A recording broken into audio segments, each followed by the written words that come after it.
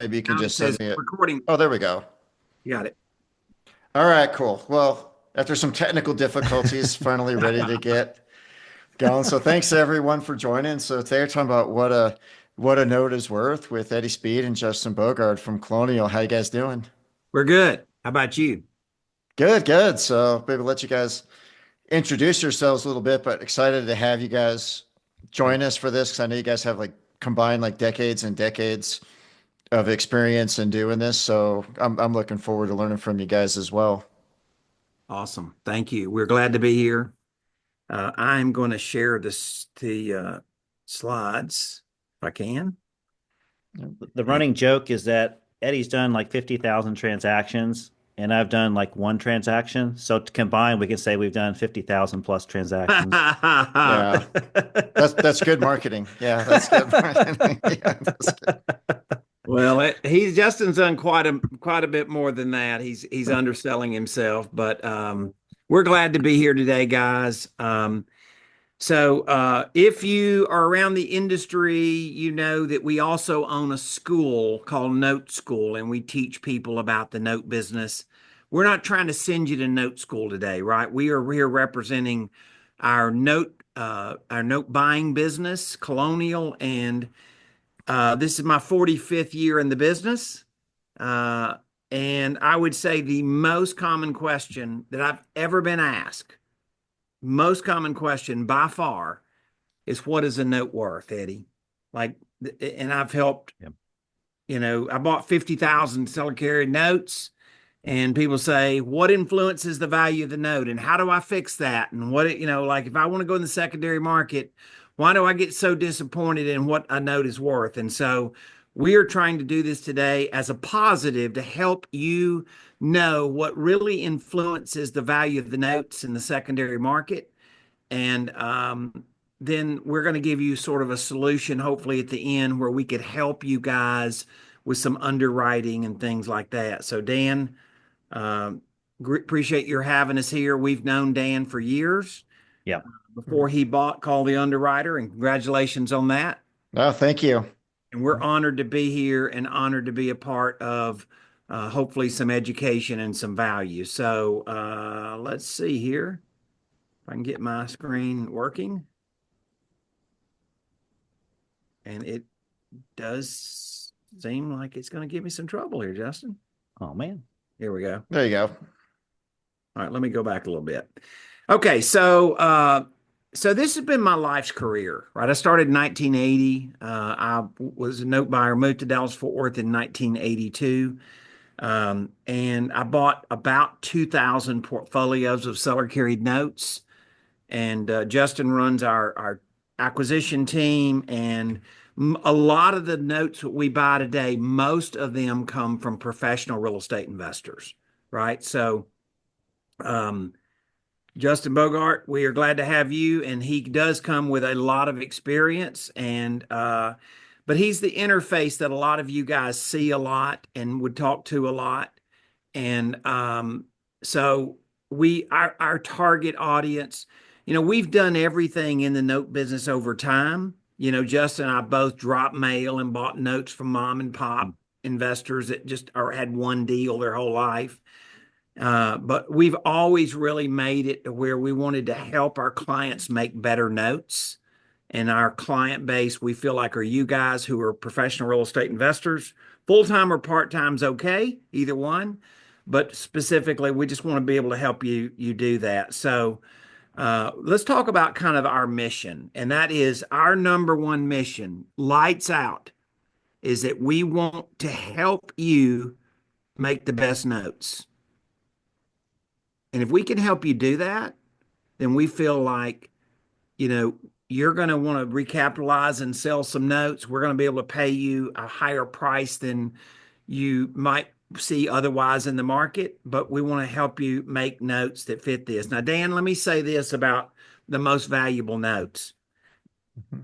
I don't set the criteria for a mom and pop individual that's not a sophisticated note buyer, right? Mhm. They what might disturb us, they might think's perfectly okay, right? So what we are doing is giving you an institutional grade look at at seller financing, right? Let's think of it in terms of this. We're taking seller financing and essentially kind of pasting mortgage banking over the top of it. Because by the way, who charges more? The pawn shop or the bank? Right? So the better we can help you with that, the more we can help you scale the business to really get to where when you decide to sell notes or recapitalize notes in some way that you can go have the best notes in the marketplace. So we may be saying today some things today that are contrary to maybe what you've been told in the past. But I believe what we're saying today is true and accurate for the highest, how you would help people construct notes in the best way. Properties that make a good candidate to seller finance, right? What is a good property that we're willing to buy a note on? How do you find the best buyers? How do you market your properties and find the most qualified buyers for seller financing? You're going to be, I think, surprised that a little bit of wording changes the demographics of who calls you, right? The paperwork around it, underwriting, like what is a standard of underwriting? What's acceptable in the marketplace? And then we're going to talk about compliance, right? We're going to talk about what Dan does and does that matter, and does it make a difference in the secondary market? When do you sell a note versus when do you keep a note, right? And I say that you sell a note when you want to recapitalize, right?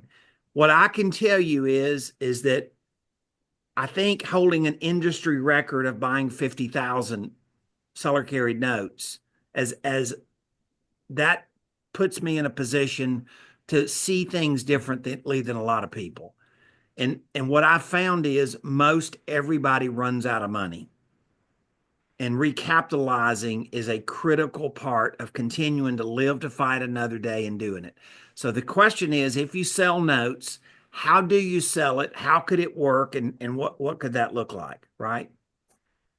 And so when a lump sum of capital is more powerful than a cash flow, that's really the bottom line. Like when do I recapitalize? When a lump sum of money accomplishes the most for my strategy instead of waiting for the cash flow. And then the question is people say, well, I don't want to sell a note at a discount. And what I'm going to say to you is, does a discount make sense? And I'm not saying it always makes sense. You know, we always tell people when we're working with them on a note portfolio, we want to buy the loans from you that make sense for you to do this. Like, not everything is the same, right? And the question is, can you avoid discount? Are there things that you can do to avoid a little discount versus a lot of discount? And we're going to say yes, absolutely. Mm-hmm. That's what I think we can help you with today. Is there a potential tax benefit to selling a note? Oh, wait a minute. Hadn't thought about that. And there absolutely could be. All right, so what's a note worth? There's 6 characteristics that we have determined over looking at a lot of transactions over many years, and this is what we're going to talk about today. These 6 characteristics are what influence the value of your note. Number 1, the guy that owes the money. We're buying a note. We're buying a promise to pay, right? So a note's, a buyer, their credit, their qualification standards are the number 1 variable. Collateral. Justin, talk about collateral. Yeah, what is it? Is it on land? Is it a house, single family? Is it a condo? Is it a commercial building? Like, specifically, what is it? And does it have enough value to make sure that the buyer has equity when they get it, or was it sold at overvalue? Yeah, and we don't want to do that. So let me just tell you, our policy today, after trying everything in the industry that you could think of over the past many decades, we don't buy notes on what we call junk property, right? So if the property is not an acceptable collateral, that could cause us not to want to buy the note at all. Now, by the way, I've tried all this. I've run the experiment a lot. I learned that one the hard way where the Oh yeah, yeah. been to that rodeo more than I want to be, right? Just to talk about buyer's equity. Well, yeah, it goes in line with the first one, right? It's basically their skin in the game, as you hear often out there. And it's how much, down payment can they put into it? Or, if this loan has been maturing for a while, does the appreciation take effect and give them, some sort of appreciated equity? So that does matter. Yeah. The next are terms of the loan, and terms of the loan are rate and term, right? So Hmm. those are variables that are very important. And so rate and term, and we see loans written at 2% interest, and term being how long the loan is payable. And we see loans that are written at 2% interest and loans that are written at 12% interest, right? Yep. And we see some loans that have a short maturity and some loans have a real long maturity. And so those are variables that we'll discuss with you further. Yep. Pay history. This is probably the most misunderstood thing about anything that we see, right? What's the minimum pay history we need? And the answer is, how good is the note you created? Yep. We can buy a note when the ink's wet if it has all the other components in place, right? Seasoning or pay history is really to forgive the sins of the buyer. Poor credit, lack of information. That's why the industry says we want to see seasoning, right? I've bought tens of thousands of notes that had not made the first payment yet, right? So that's not a deal killer if the customer has the right characteristics. Justin, does paperwork matter? Yeah, I think it does. Dan, you know this, right? Land Hmm. contract versus note and mortgage or note and deed of trust. The instrument that it's written on, was it drafted by, what is it? Is it LegalZoom online, or was it drafted by, an attorney that specializes in real estate? Yeah. Yeah, and I'd say like, does it have illegal terms in it? Yeah. I've seen Yeah, a number of those. Yeah. yeah, So there's a lot of myths that a lot of you have heard about this, and we want to be respectful of the fact that we're just trying to tell you from experience. Justin and I are working on a trade right now, today, right now, of a $17 million portfolio of notes. The value of the notes has dropped more than 10% because they wrote them on land contracts.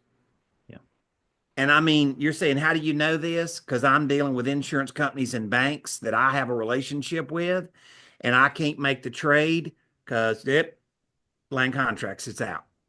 And so that there's things about it that if you want to up your game, you're going to have to we're going to have to say we have to play the game that the institutions make us play. We can't tell them the yeah. game, right? Right. Because otherwise they just leave us. And so we're going to talk about that and what that looks like. Justin, let's talk about the buyer and some of the underwriting characteristics, sir. Yeah. What's the old saying? He who holds the gold makes the rules, Yeah, right? no The kidding. bank, the guy writing the check is, dictating the terms there. Underwriting, verifying income. I believe this is Dan's wheelhouse, right, Dan? Yeah, no kidding. Yeah, this is Underwriting what and I've been borrowing. doing day in, day out for a while now. Yeah. So, That's why your hairline's receding back further than mine right now, huh? yeah, So for sure. verifiable income. This is probably one of the most crucial underwriting metrics that we really need to see. Otherwise, we don't know if they can afford to make the payment. So it's absolutely crucial that that is verified and that is known up front, so that we can come up with ratios like the debt to income, their actual credit, how they've been paying other creditors. If they don't have, a long credit history, well, how are they making payments to their previous landlord? Like, there's other things that can show us like how they're making payments to others. And job stability, obviously, we much preferred someone that's been at their job for 3+ years, as opposed to somebody that changes jobs every 6 months. So that can be a concern, and you want to just kind of keep your eye on that, from like an underwriting file that Dan would provide. And All right. then, At the bottom, this is how you advertise your property. And I'm going to say this only because of the fact that I suspect I've been doing this longer with more transactions than probably anybody else in the business, right? And I taught this wrong, Dan, for years. I Hmm. taught real estate investors to run the wrong ad. And it took me 10,000 transactions or 15,000 transactions to realize I was not teaching this correctly. So I don't put seller financing in the ad. I put private financing to deserving buyers with large down. And I've split tested this. I've done it with people that have been crazy active in the business that were doing it one way and they were finding certain demographics, and then they changed their ads and they found a completely different demographic. My friend Mitch Steven in San Antonio, Texas, right? I bought the first 500 notes Mitch ever did. I told Mitch to stop taking $1,500 down. And Mitch told me that's not possible. You don't know the people in my town. I said, well, there's a guy right down the street from you that runs an ad and he gets 20% down every time he sells a house. And Mitch goes, what? Now, Mitch is my friend, like my long friend. I Hmm. love him. He's like my brother, right? But all of a sudden, in 2 weeks, he went from $1,500 down to telling me he never took less than $8,500 down ever in a set transaction he ever did going forward. Literally, changing how you word the ad changes who will show up at your doorstep. You can try it. I've tried it every way you can try it, but this is the most proven thing that I have learned about doing it. Market for the people you're looking for, Mhm. right? Yeah, it makes sense. All right, so let's talk about the mortgage itself and escrows, taxes, and insurance. Let's talk about the collateral, and let's really get down to where the rubber meets the road.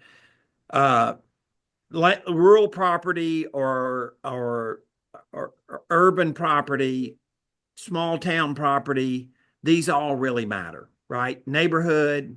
Uh, I found it very difficult to find a stable buyer in an area where the neighborhood's not safe, right? It's common sense, Yeah.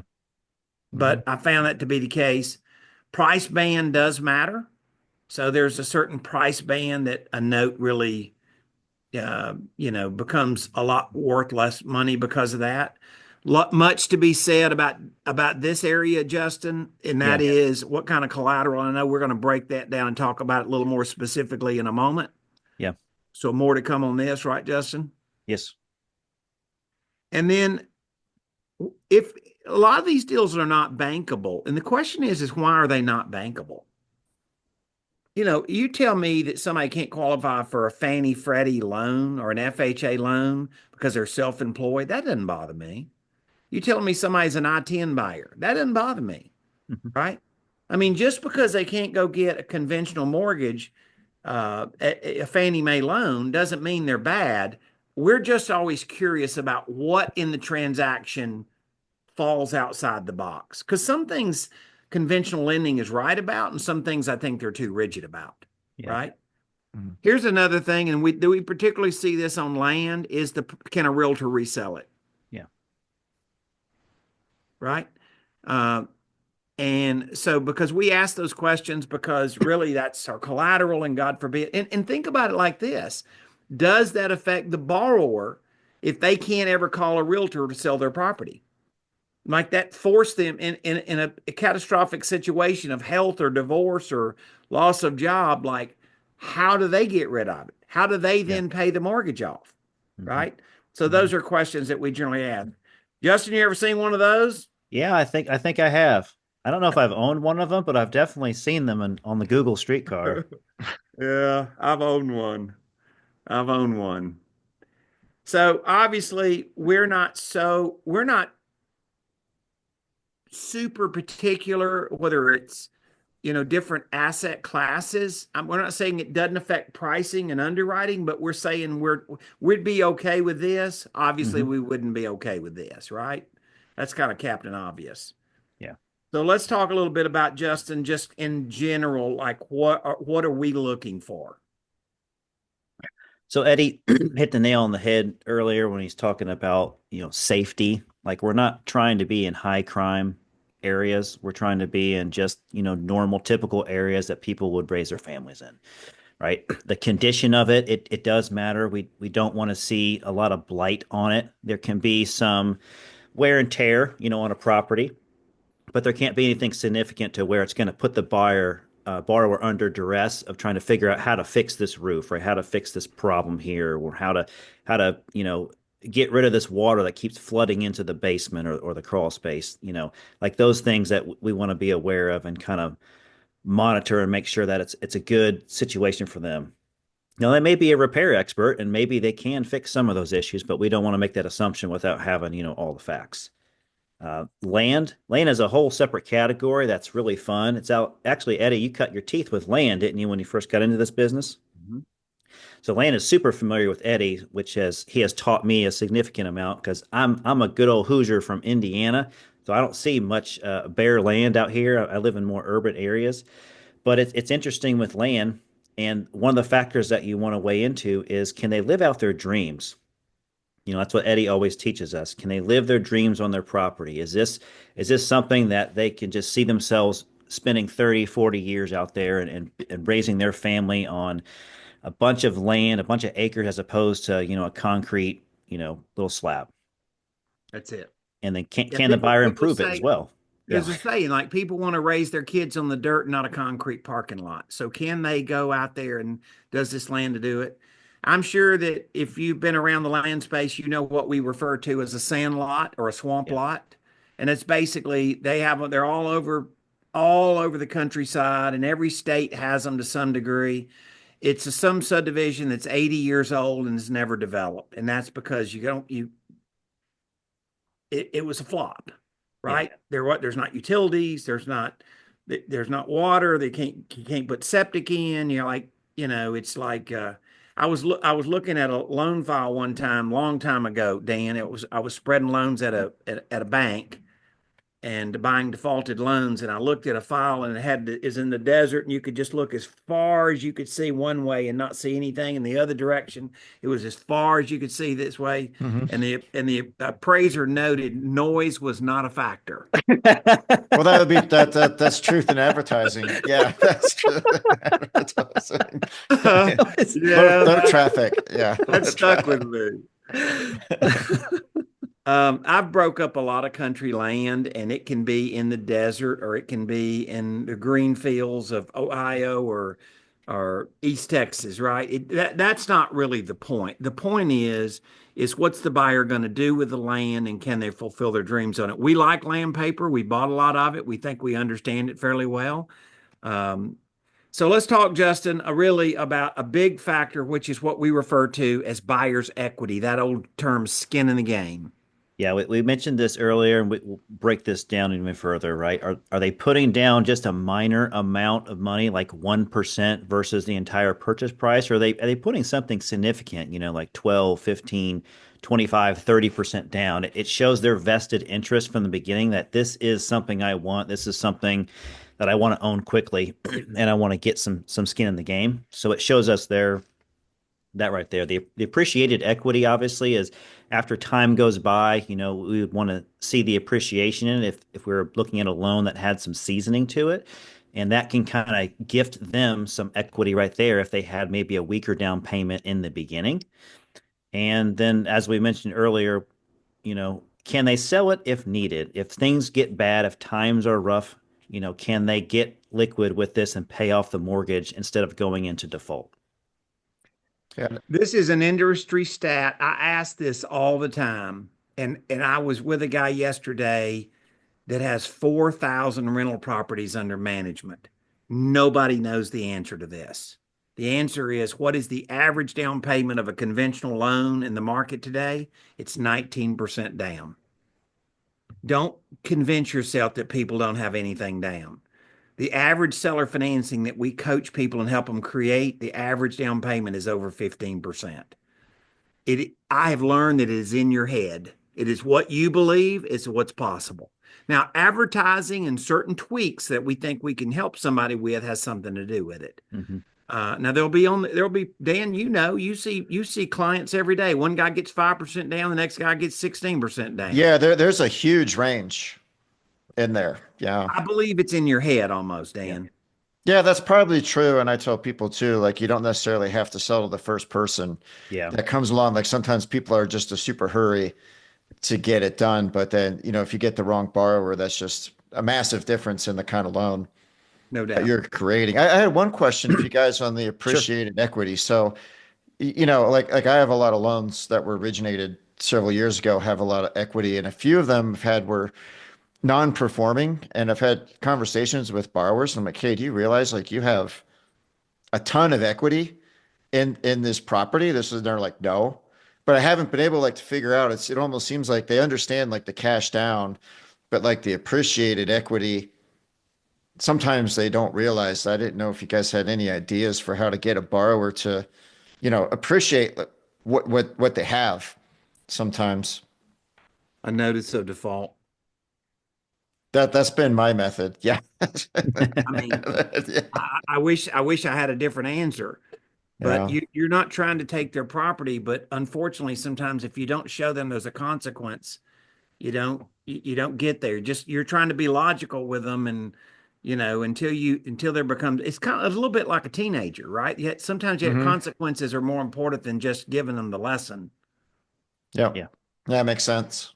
I wish that weren't true. All right, let's Yep. talk about rate and term here. So, um, most seller finance notes that we buy today are higher rates. Mhm. And the reason they are is 99% of the people we buy notes from are professional real estate investors, and they're not carrying loans. The average seller finance note from a mom and pop today is 5% interest. Yeah. You're going like, that can't be. Justin, can that be true? It's very true.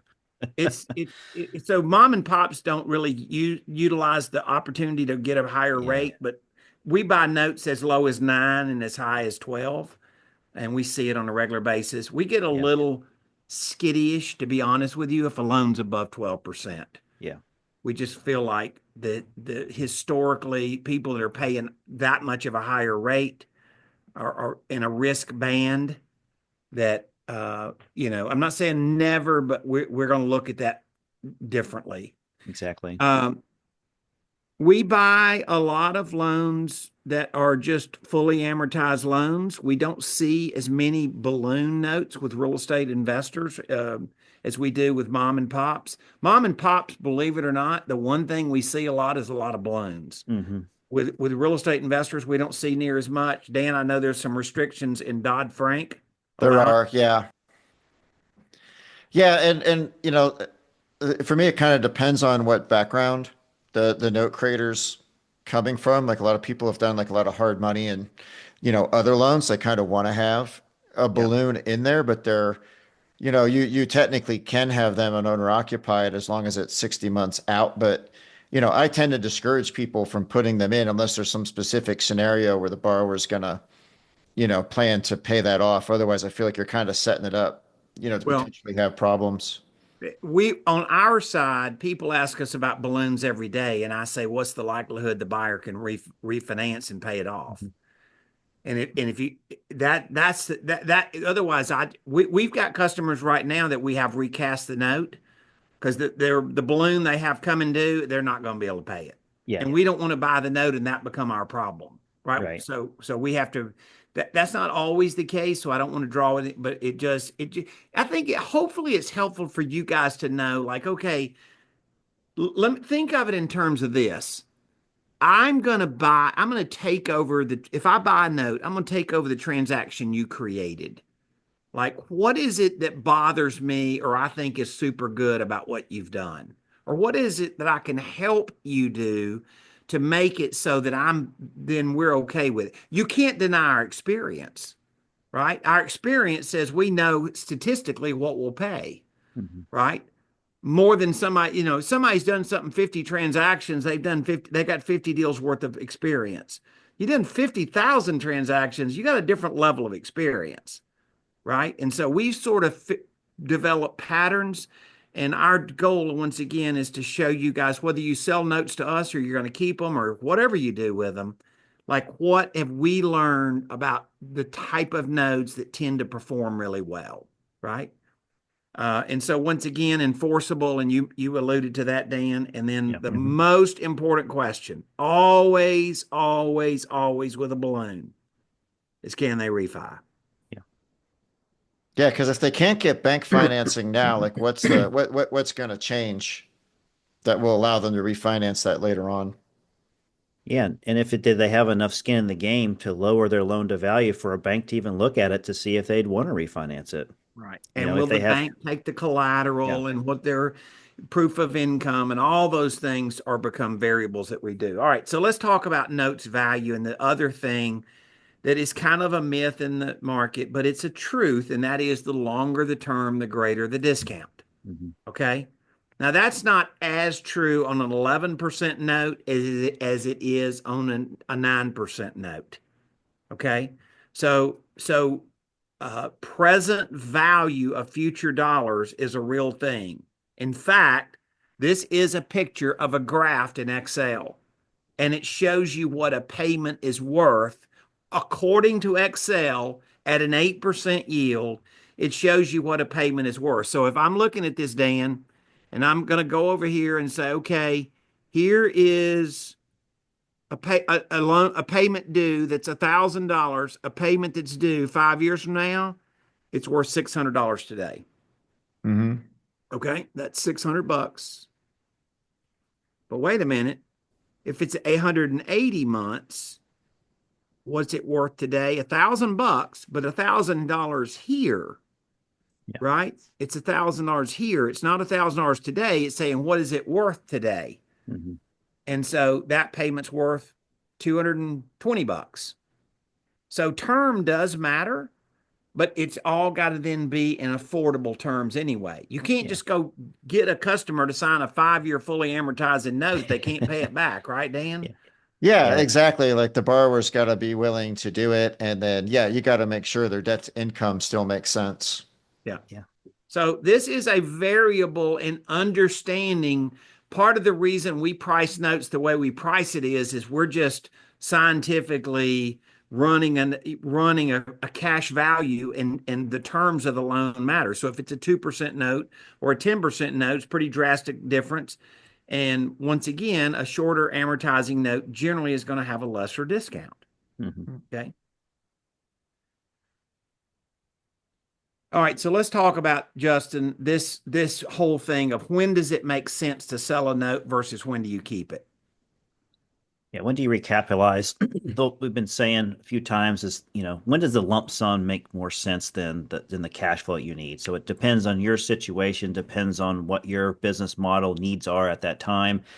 And the good news is you have flexibility with a note. It's not just something that you have to wait 30 years to receive all your money. There are many different ways to recapitalize on it, and we can definitely show you some cool techniques. Right. So one of the things that we're going to talk about today is if you create more valuable notes, your haircut is less, and do you want the potential to sell a note in various ways where you could keep part of the payments, right? And there's ways that you can do that. And we've worked really hard. Let me say this. Most of the volume of notes I've ever bought are from recurring customers. I bought notes from them over and over and over. And the reason I feel like that's a truth is because we tried to help them. We looked at it like we were partners with them in the business. Yeah. So many of you that have ever shopped a note, you've all been to the broker joker that really it doesn't have, they're just going to go try to throw it against the wall of some investor and hopefully God do it. Well, the problem is they might tend to overpromise. Not that they mean to lie, they just don't know better, right? Or we've all been to the guy that has the cigar box kind of business, right? He's the guy that's going to cut your head off in price. And so that's just not the style that we're trying to run a business. And sometimes we'll tell people in a minute. I frequently tell people they'll bring us a portfolio, and I say, don't sell those notes and sell us these notes. Dan, we've done that with you. Like Yeah, a little bit. Yep. Yeah. Yep. these are notes you should sell, and don't sell these. Hmm. Or there's a way that we can structure it where to cut the discount back, and we're going to talk about that in a minute. How to avoid discounts. So we're going to get into that. Um, And one of the ways that works is this is a technique that actually was invented in the seller finance industry. And ironically, my father-in-law, who started me in the business in 1980, and his partner, they actually are the guys that invented this technique. Now, I know there's a lot of people on Facebook take credit for it. I got all that, but I'm just telling you the real truth. And I think you've been at events Yeah, where I've you, seen them too. Like, yeah, they're usually like 25 years old. Yeah. oh, Yeah. Yeah, they're 25 years old. um, so the idea here is you literally come in and you can sell a payment stream of the note. Now, Dan, I want to talk about a concept here. If I'm looking at a note that's 10% interest, what's the most taxed part of the note? Well, that would be the early part because there's more interest income in that, right? Yep.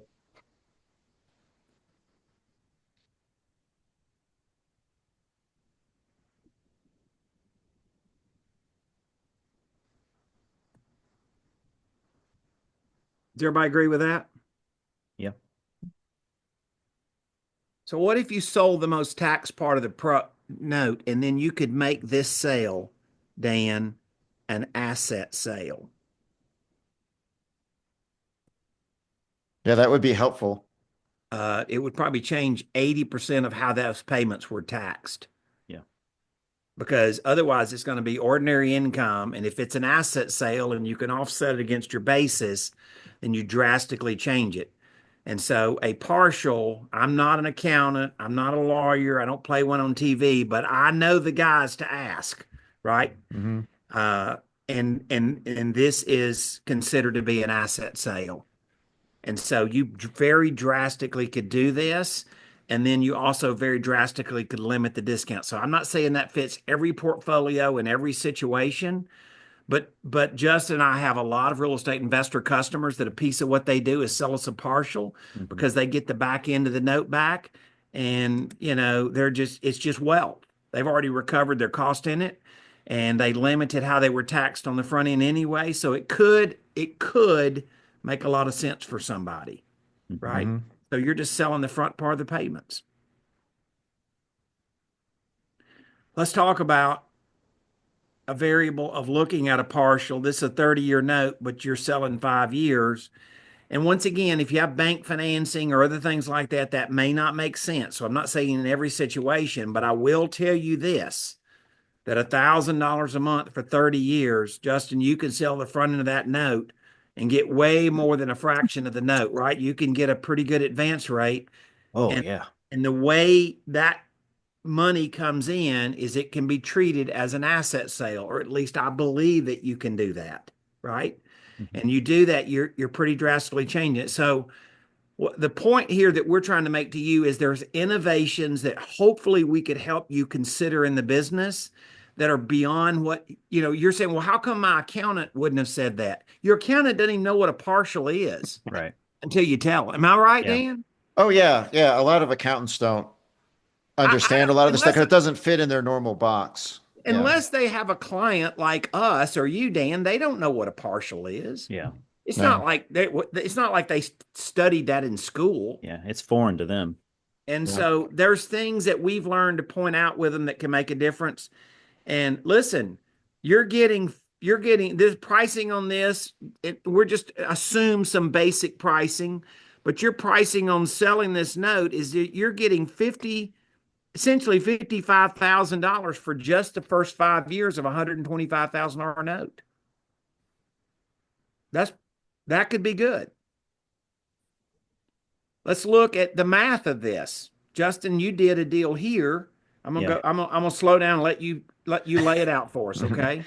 Yeah. So the my favorite graph is this one because the visuals are just so obvious, right? The blue portion of this graph is the partial purchase. For example, if I was buying this portfolio from Dan, I'm saying, Dan, I'm going to take the blue portion and you're going to keep the orange portion. And what's the blue? Well, I'm saying if I want to buy 15 years of this, let's say a portfolio of notes, I'm going to offer you 73% for 50% of the remaining term on this deal. Does that sound pretty good? I'm not giving you at 1 to 1. I'm giving you like, 1.5 to 1. Mm-hmm. So we're paying 731,000 out of $1 million portfolio up front today just to earn the right or to have the right to collect, another 15 years of payments on this note. And then you see what happens at the end of 15 years. Well, there's a big residual still left over.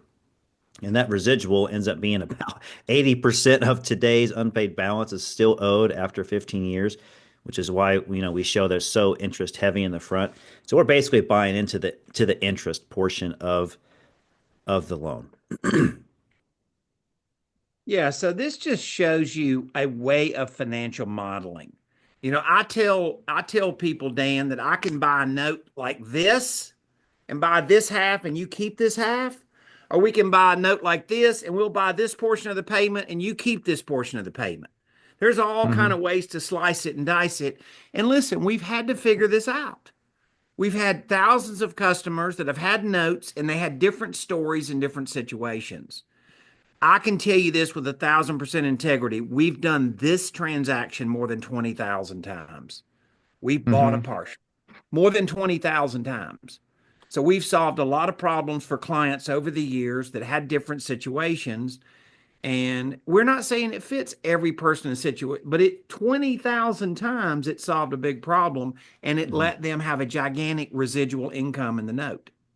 Well, it's nice because people can recapitalize part of it, but they don't have to let the whole thing go. And then the other one, I haven't personally done this one yet, but I know like a lot of people like to do this in retirement accounts, because they can sell the partial and then, put that to Yeah. work and they don't so much care about the cash flow in the near term because they're not collecting that for trying to collect that for a while anyways. That's it. And Yeah. and we've, as you know, Dan, we've done that a lot in my, Mm-hmm. yeah. All right, so let's talk about pay history. It's a redeeming factor when really two things: the buyer has weak credit or the property's a little bit shaky. Now, I'm going to tell you this. The number one thing, if every else thing is good, is weak collateral will push me away because I've had a lot of experience in the past where it's like, look, I know the house is a piece of crap. I know the land's a piece of junk, but they've been paying for 5 years and they want it and I don't want it and they're good, right? And I can tell you right now, there has become a distinct pattern to that. I bought significant portfolios, 1,000 loans where the houses were really weak and they had at least 7 year pay history. And my loss factor in that portfolio was not something I ever would have projected. That was on houses. Mm-hmm. I tried the old sandlot thing and I bought a bunch of season load on those desert sandlots out there in Arizona. Well, let me just tell you something. They pay until they can't. Hmm. I don't care if they paid for 6 years. That thing blew up on me like a bomb. And we're talking about hundreds of deals. So I've tried this and I keep trying to prove the theory that it's not true. I just would say this is why we're itchy about it, right? If the Hmm. buyer's got good credit, we'll buy it when the ink's wet, Hmm. Mm-hmm. right? All right, let's talk about seasoning. So think in terms of this. If we're buying a loan where the buyer has really poor credit, right? And I'm going to emphasize poor here. I'm talking about, you know, they what is a credit report? Isn't it a report card of how they pay others? Hmm. So let's just say that I buy a loan and I'm buying it right from the very get-go. Uh, you know, there's a difference between the risk factor here and the risk factor here. So, yes, we have bought notes where people had substandard credit. And you're saying, well, how do you get okay with that? Pay history overcomes sins. Hmm. And so that yellow is far riskier than the orange. And that's basically what we're saying. First 2 years, we have figured out on really poor credit, there's a 20% chance that deal's going to blow up. But after that, that risk it's not the same as other credit. It will never be the same as other credit, but it does go down. Mhm. Well, it's easier to default on a credit card than your house where you're going to lose it. So, But I will say that you can stack up 10,000 deals and people with good credit and people with poor credit and get and take that mortgages that are 5 years already in existence and been paying. The default factor will be higher on poor credit. oh, certainly. Yep. Yeah. So that's all we're saying is we don't ignore it, but we try to underwrite around it. Yeah. Right now, Dan, this is going to get somebody's feathers up. I'm just going to warn you. Okay. It's going to get somebody's feathers up All on here. right. Look, first of all, let me do you a disclaimer. I bought 10,000 land contracts in the last 10 years. It's not that I don't understand legally how a land contract works. Okay. First of all, most people believe, Dan, that a land contract means that I would never have to foreclose. That's Right. why they You just evict them, right? It's a freebie. termination of contract, right? And in most states, not in every state, but most states, in most situations, a land contract means that the buyer now has an equitable interest in the property. And that equitable interest does not evaporate because they moved out of the house. Hmm. So it has to be foreclosed. So hiring more sophisticated attorneys that are very familiar with laws, because I'm, a little bit bigger target. I found that land contracts in most situations did not allow us to do a termination of contract.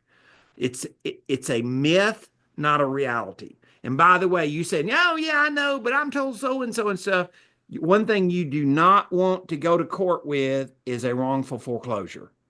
Mhm. Because I'm telling you, the punishment in most states is unbelievable. Hmm. It's like treble damages, three times what, and forgiveness of the debt. You do not want Yikes. Yeah. it's not good. So Yeah. I'm just giving you guys a caution flag that as note buyers, we can't go for what you people it used to be true, but the laws have changed since 2008 in most situations, and it's called an equitable interest in the property, and that's what the problem is. Mhm. By the way, when I take these loans to insurance companies and banks, for the most part, you get slaughtered. Like they won't buy them. They can't buy them. Yeah. And so when you don't have it on a note and a mortgage, just say to yourself, I know that I'm discounting my paper, Hmm. right? And if you never sell it, it may never matter, right? And these are the things, Dan, that we always say. These are the things that you try to help people with. Is it a valid lien against the property? And people do paper seller finance transactions where they're not valid liens, right?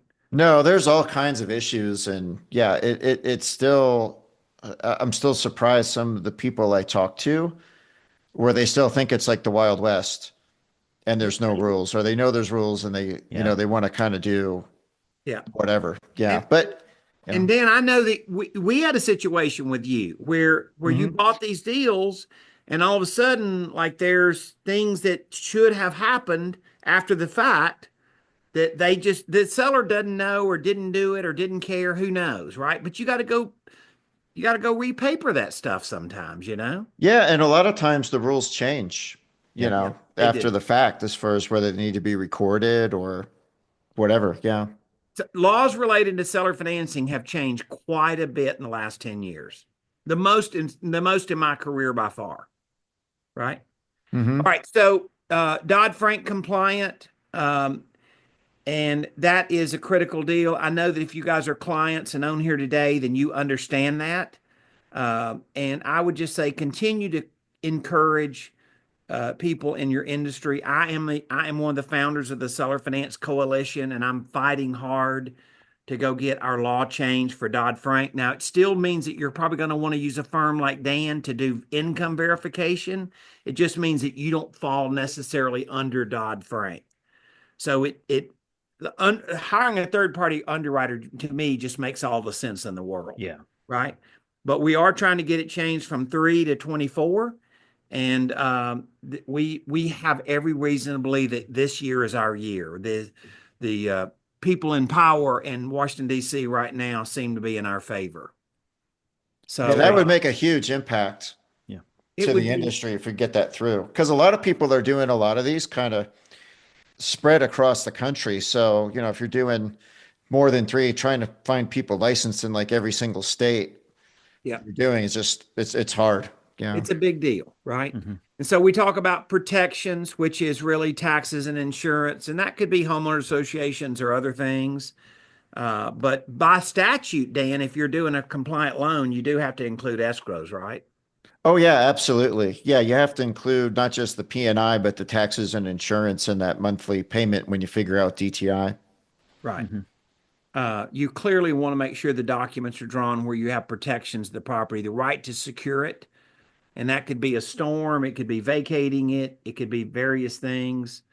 But you want the right as the lender to be able to, protect your interest in the property, right? Yeah. Hmm. And here's the thing about it. Just ask yourself this question. Are you creating standard mortgages or unusual mortgages? Right? Maybe that's a way to say it. Yeah, I would say it is like don't overcomplicate it. Yeah. Like sometimes people want all these like crazy terms and nuances, and it becomes hard to even for anybody to keep straight. Like I would just say, have basic terms in your A paperwork. lot of real estate investors are influenced by other groups they're in, and basically, it's kind of like bad marital advice on Facebook. Dan, you know what I'm saying? Yeah. Yeah. You can get a hot sports opinion on Facebook that's not so good. You know what I'm Yes. saying? Yeah. So anyway, it's kind of that, and we're our deal. First and foremost, I want to do good for our industry, right? And I see people sometimes that I have phone calls on a regular basis, and people, I got some lawyer that I'm supposed to have a conference call with next week, and they have a client, and they're just not sure if he needs to be Dodd-Frank compliant and all that stuff. And I'm thinking, you're the one with the law degree. Why are you calling me? Yeah. Oh, before I about call the underwriter, when I was going, because I was working on spinning up a competitor RMLO before that, and I was trying to understand all these rules. I had cases where different attorneys gave me different opinion, different answers to the same question. Yeah, So for it's sure. it's it's hard to figure out. Yeah. Yeah. All right. So the terms of the loan, this is another thing that we want to help you with. Let's just say that you only get 10% down. Well, it depends on how you're going to do it. If you're going to liquidate the loan, we might want to do a second, right? Or you might want to be selling a strip of the loan. So you're going to sell 70% of the payment and keep 30% of the payment. So some of these are decisions that we would like to help you with up front so that when you get down to it, you don't structure the loan in the right way. And so let me give you an example of kind of how this works. Okay. So let's say that this is your loan. You've done a 90% loan and the buyer has paid 10% down. Dan, what happens when you show up at a note buyer's doorstep? Is Yeah, there generally they want a bigger loan. Loan to value is kind of one of the biggest factors that a lot of buyers right? wheel So off of. so a Yeah. note investor, a note investor, depending on the circumstances. So if it's a house or if it's land, or I mean a lot of variables. So I'm not trying to say that it's all the same, but a note investor might only want to be at this deal at 70%. Maybe it's land deals, right? Or something like that. So when you look at it, our investment in the note doesn't match the loan to value. So you wouldn't want to find out that this is additionally discounted because you structured the loan wrong.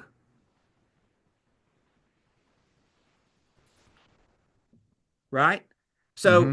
depending on your collateral and depending on the circumstances, whether it's land or whether it's a house and how we're going to structure it, then those are things that if we can be more involved in helping you manufacture your notes, we can be very effective in showing you different ways to do it. There's no one answer to this. part of it starts out with what are you selling? What are you trying to accomplish? And then how can we help you do it? Partials are an example, Dan, of one way we fix that. But there is more than one way to fix it. And so we show people how to go do this and really say, let's show you how to create your notes. So let's go back. Does this make more sense to you now?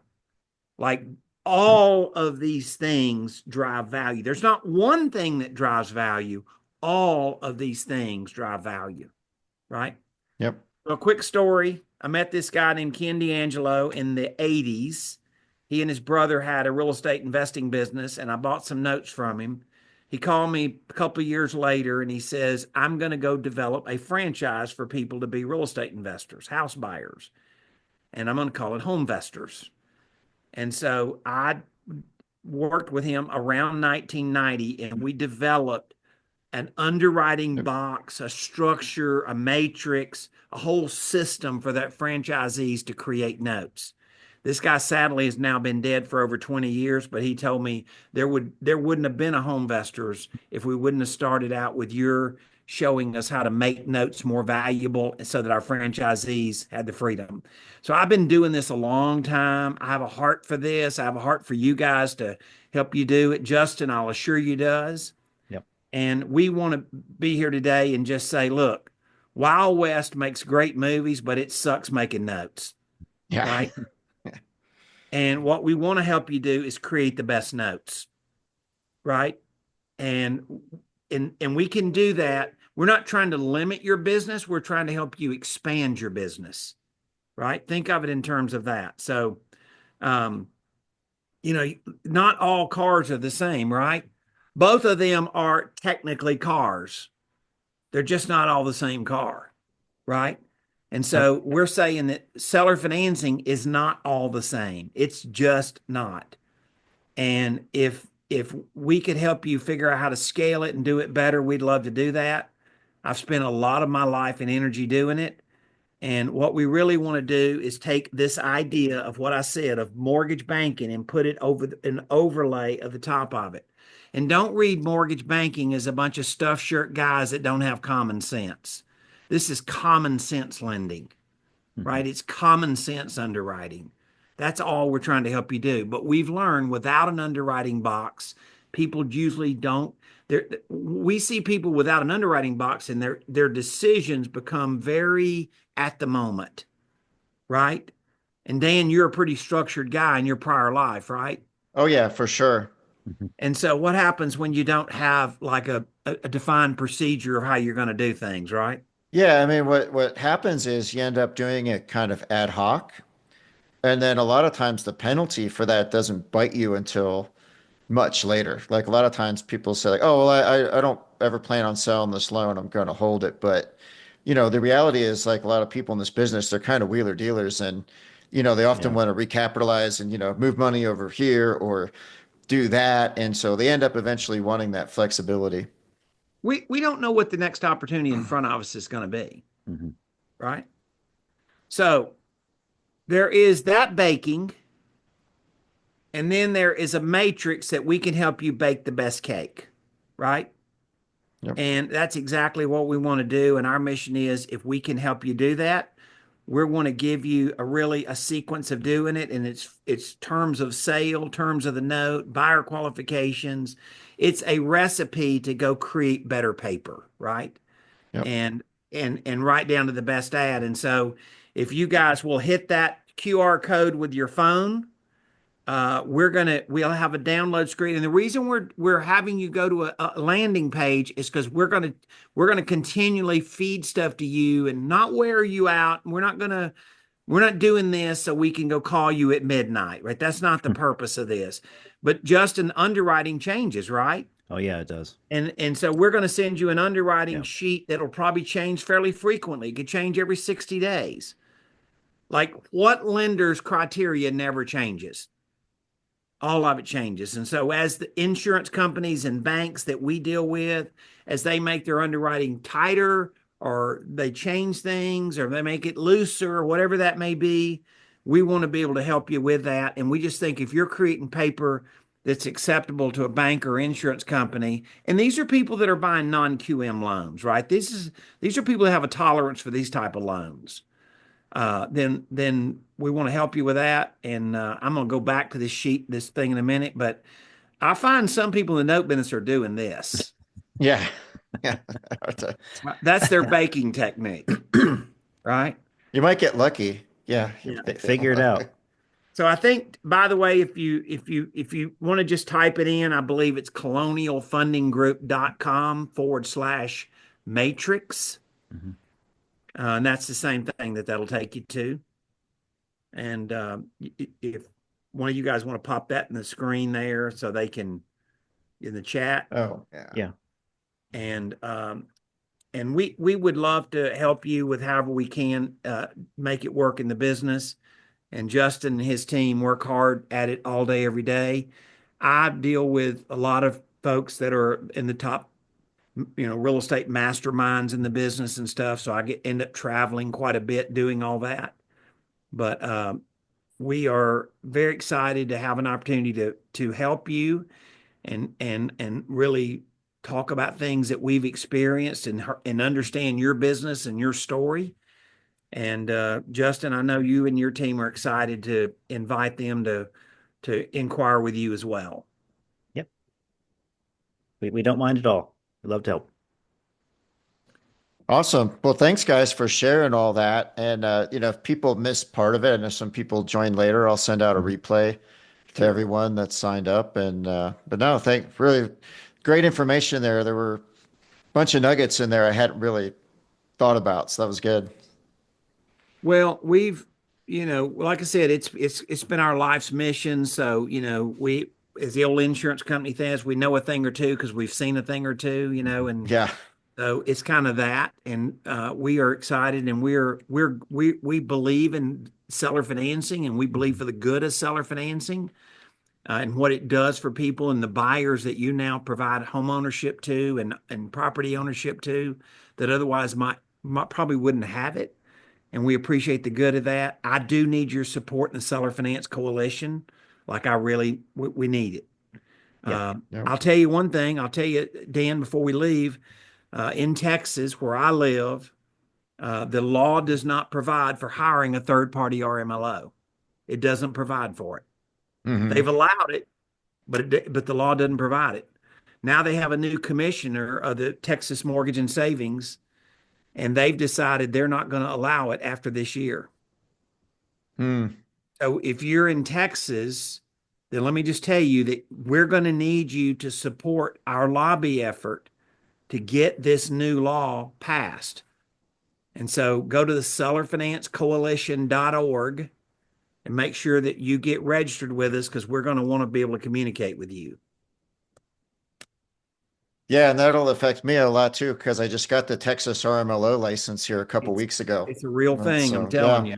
you. We've got to get this is where an industry has to band together. Yeah.